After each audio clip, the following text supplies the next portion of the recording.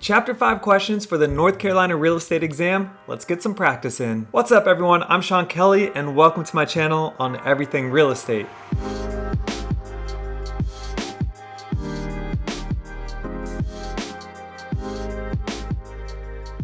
We'll be covering questions from Chapter 5 for the North Carolina real estate exam on land use controls. I'll go through the answers and what the answers are what they are most of the time. Sometimes the questions are a little wonky, but that's why we practice these because the real test will have crazy questions too. On to the program. Question 1. The instrument used for recording restrictive or protective covenants is a plat, master deed, covenant, or declaration of restrictions.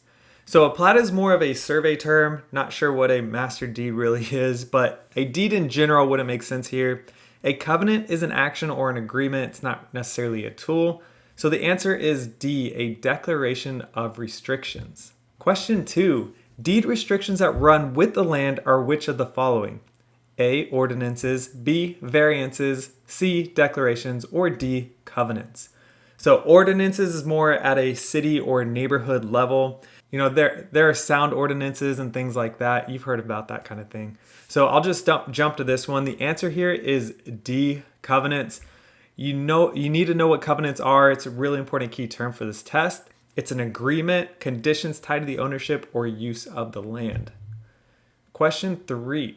All of the following statements about restrictive, protective covenants are correct, except they must be reasonable, they are enforceable even though not recorded, they are not enforceable if contrary to law, or they provide for a general plan for development. So covenants must be reasonable, yes. They are enforceable if legal, yes. The restricted covenants are recorded. B is the answer. They are enforceable even though not recorded. They need to be recorded. Question 4. Which of the following statements about land use controls is not correct? So deed restrictions are a form of private land use control. Public land use controls are an exercise of police power.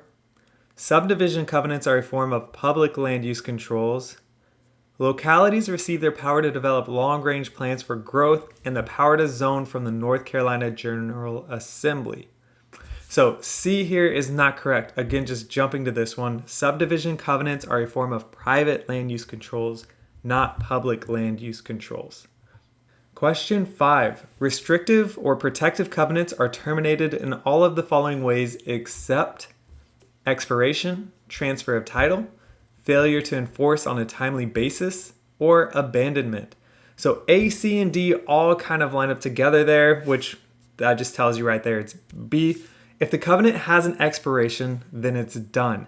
If no one enforces them to pay for years and years and years, then it's pretty much fair game there because what's the point? Then abandonment syncs up there too.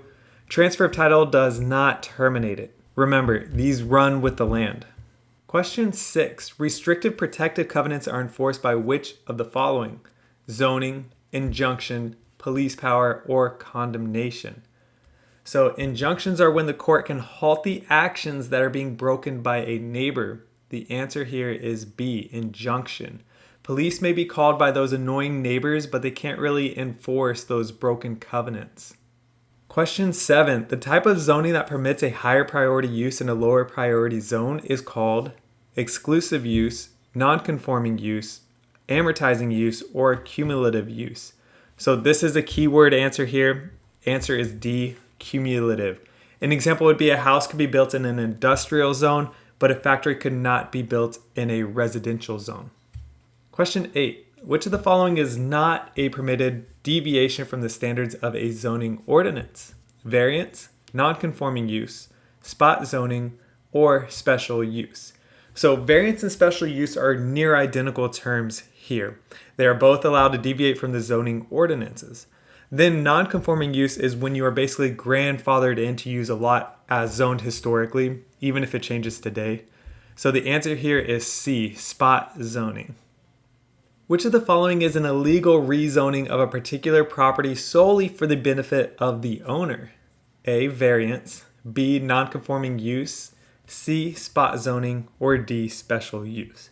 So again, this is really almost identical to the previous question. Spot zoning is not permitted here. C. Question 10. Which of the following statements about subdivision ordinances are not correct? The purpose is to protect taxpayers from increased taxes caused by increased demand for services to subdivisions. The purpose is to protect developers during the development period from excessive costs and thereby to encourage residential development. C. The purpose is to provide uniformity of structures within the subdivision. Or D. All of the above. Okay, so this one can be found through the process of elimination, really, if you don't fully understand this. B and C are not at all correct. The developers are not liable or anything. They don't create these ordinances to protect themselves. So you're really left with A here. Although if this was a true or false question, I don't know if I would just select A if it were just there by itself. But with process of elimination, you can knock off B and C, which means D is not correct. Answer is A. Question 11. Which of the following powers gives the government the right to zone? A. Power of eminent domain. B. Police power. C. Power of escheat. D. Power of taxation. So eminent domain is the power to take. Escheat is dealing with the homeowner's death and who gets their house, basically. Taxation doesn't make sense here. Police power, B, is the answer. Question 12. Building codes require which of the following? Property report, PUDs, certificate of occupancy or CO, or statement of record. So this may be the easiest answer in this entire video. A CO or the certificate of occupancy is the answer. When construction is complete on a home, you must get a CO or certificate of occupancy before it can be claimed as livable here. The answer here is C. And this is really important when a new house is being constructed. Question 13. Which of the following statements concerning the Interstate Land Sales Full Disclosure Act is correct? The act regulates sales of large parcels of unimproved land over 5 acres across state lines. B. The act is administered by the Environmental Protection Agency, the EPA. No. C. The act is administered by HUD. Or D. The act only covers land with buildings on it. So I'll be honest with you, and I are in the same boat here. The answer here is C because that's what it says in the book, but I guess I need to study up on this one myself. B was already correct. The EPA doesn't deal with this kind of thing. But the Land Sales Full Disclosure Act is quite extensive and typically discussed around developments. So here I probably would have guessed A if I had to because I believe it has to do with state lines and it's even called the Interstate Land Sales. What I have written down here though is the HUD is Housing and Urban Development and they assist with home ownership and protecting buyers. So A and C are close. I would have probably gone A. Answer here is C. The act is administered by HUD. Question 14. Exemptions to the registration requirements of the Interstate Land Sales Full Disclosure Act include all of the following except subdivisions of fewer than 25 lots, lots offered only to building contractors, C, lots on which there is a building, or D, subdivisions in which the lots are 4 acres or more. So here we go again with the size of land and why I thought it was about development. Subdivisions fewer than 25 lots are exempt. Lots only for contracts are exempt. Lots with a building are exempt. The answer here is D. Subdivisions with more than 4 acres are not exempt. Question 15.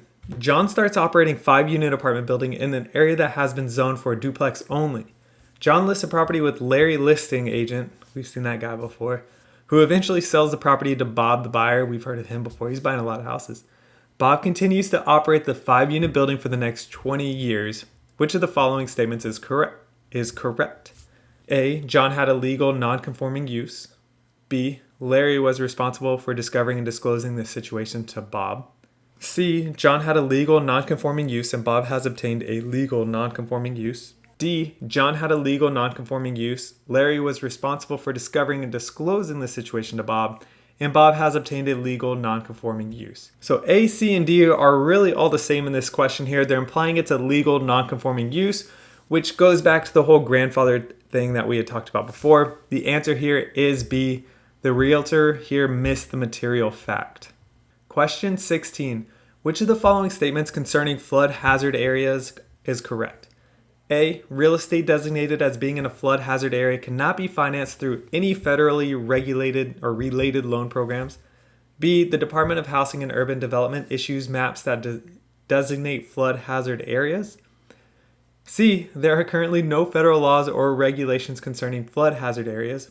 Or D, flood insurance is available under the National Flood Insurance Program, or NFIP. So A, there's thousands and thousands of homes in flood zones. There's no way all of those are paid for in cash. That would be absolutely ridiculous. That's just logic taking that out. HUD doesn't deal with this, and there are laws, so it's not C. D is the answer, NFIP. Question 17. A property owner is reimbursed for a loss when a loss of property value is caused by a zoning change, a property is taken under the power of eminent domain, aesthetic zoning causes an undue hardship, or D, all of the above. So zoning changes do not change or help you get reimbursed for anything. The only time you will get reimbursed for a loss outside of dealing with insurance if your house were to get burned down or something like that is for eminent domain. Answer here is B. So that's where the old Uncle Sam comes to steal your house, right? Except it's not quite stealing because they do pay you what they say is fair market value. Question 18. A public street means that the NC DOT has approved the street plans prior to the subdivision plat being recorded. It is publicly maintained but can be privately accessed, such as a gated community. It is publicly maintained and is publicly accessed. It is not privately maintained. So this is a very, very weird question. The answer here is A, according to the book, but any of these answers really look good to me. A public street is one that, let's go with C. It is publicly maintained and is publicly accessed. How is that not right? I don't know. The answer is A. The NC DOT has approved the street plans prior to the subdivision plat being recorded. This is probably one of those answers where some of these could be correct, but this one is the more correct answer. I don't know. You have to look up a public street in the back of the book. Question 19. Which of the following I'm slacking today. Which of the following statements concerning zoning ordinances is or are true? Zoning ordinances must adhere to federal and state due process provisions. Zoning ordinances must be reasonable and non-discriminatory. C. Zoning ordinances must provide for health and safety of the general public. Or D. All of the above. So this is kind of a common sense answer here. B and C are really quite easy. They can't be discriminatory and they must be safe, right? That's common sense. Answer is D. All of the above. Question 20. Clark has operated a small convenience store in a rural area for 20 years. Recent development has changed the rural area into a thriving residential area. The property the convenience store is located on is now zoned for residential only. Which of the following is true? So A, this is an illegal use and must be stopped right away. B, Clark can expand the convenience store to sell gas. C, Clark can continue operating the store but may be prohibited from rebuilding in the event the building is destroyed. Should be event. D, Clark must petition for a variance to continue doing business as a convenience stores. Couple typos there. So it is legal for Clark to continue his operation, yes. Just imagine how many gas stations or businesses would be shut down just from a simple zoning change. But since he isn't under the current zoning ordinance, making updates and repairs can become very difficult as permits and such will be for residential in that area and no longer commercial. The answer here is C. Clark can continue operating, but he probably can't renovate much of that place or make the repairs that might be needed. Eventually he'll have to conform. Question 21. Private land controls are enforced by deed restrictions, the Interstate Land Sales Full Disclosure Act, the Connor Act, or court injunction. So this is an answer you can get by just kind of sitting back there, regardless of if you know these terms or not.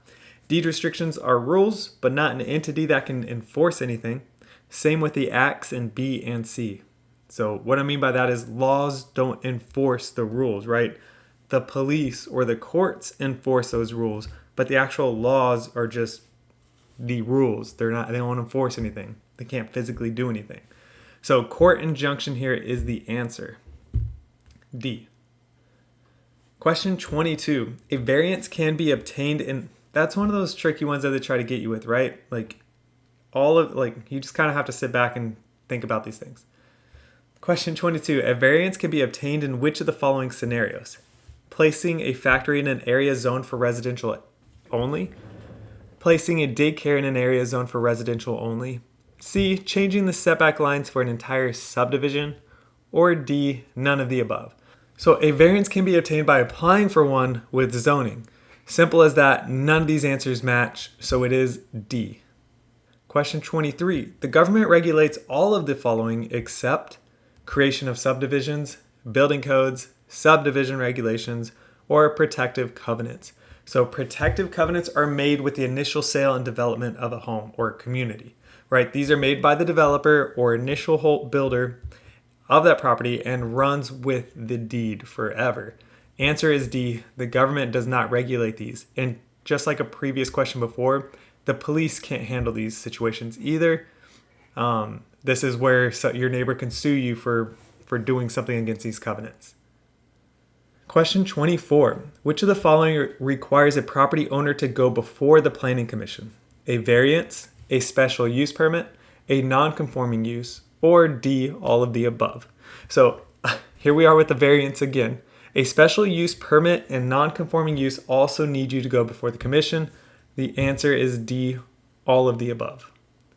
Question 25. All of the following are public land use restrictions except building codes, protective covenants, zoning, or regional planning. So again, protective covenants deal with the rules that are on the deed. The other options here are the ones made for the public. Answer here is B, protective covenants. Think of protective covenants as like a private issue. Question 26. If you, a future agent, decide to affiliate with Keller Williams, who are you going to put down as your sponsor? This one shouldn't be tricky at all. It's an extremely important question for my business. If you end up joining Keller Williams, which I think you should, and I'll have a video on why I think you should, or at least why I like it, coming up here in a couple weeks. But please consider putting me down as a sponsor if you do interview with Keller Williams and decide to join. The answer here in the name spelling is D, Sean Kelly with a U, and I'm in the Mooresville, North Carolina branch. We could be awesome referral partners no matter where you're at in the world. So question 20, that's it. So that wraps up the chapter 5 test questions. Thanks for joining me here. Please hit that like button down below as a free way for you to show your support. And I'll see you on chapter 6, which is about environmental issues in real estate. Thanks.